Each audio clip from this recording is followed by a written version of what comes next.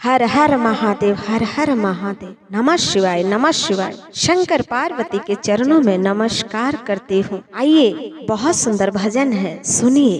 कहा तारी गौरा मैया शंकर जी से का कहा तारी, सुन लोगा। बासाहापुर हैले काहे कोरिले सवारी, बासाहापुर हैले काहे कोरिले सवारी। मांगावादी भोला जी, मांगावादी भोला जी, एगो 4 चक्का गाड़ी। मांगावादी भोला जी, एगो 4 चक्का गाड़ी।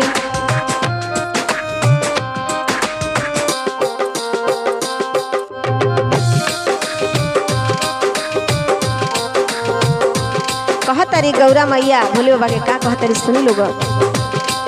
बादशाह के उमर भइल करे के आराम हो, बादशाह के उमर भइल करे के आराम हो। जाने कराई अब बादशाह से काम हो, जाने कराई अब बादशाह से काम हो। कहा तारी बड़ी प्रेम से। बासाहापुर हैले काहे कोरिले सवारी, बासाहापुर हैले काहे कोरिले सवारी। मांगावादी भोला जी, मांगावादी भोला जी, एगो 4 चक्का गाड़ी। मांगावादी भोला जी, एगो 4 चक्का गाड़ी।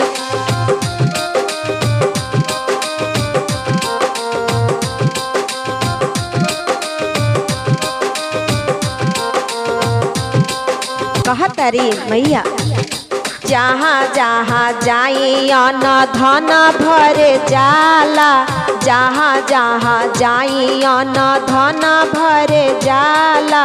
रिद्धि और सिद्धि शुभ लाभ संगे जाले, रिद्धि और सिद्धि शुभ लाभ संगे जाले।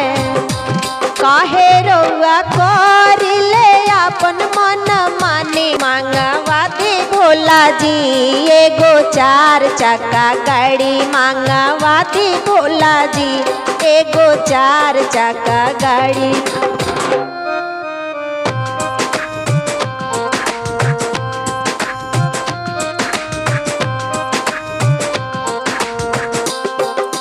कहा तारी गौरा मैया सीधी बैठी है संग में, सीधी बैठी है कार्तिक बैठी है संग में, गणपत जी बैठी है।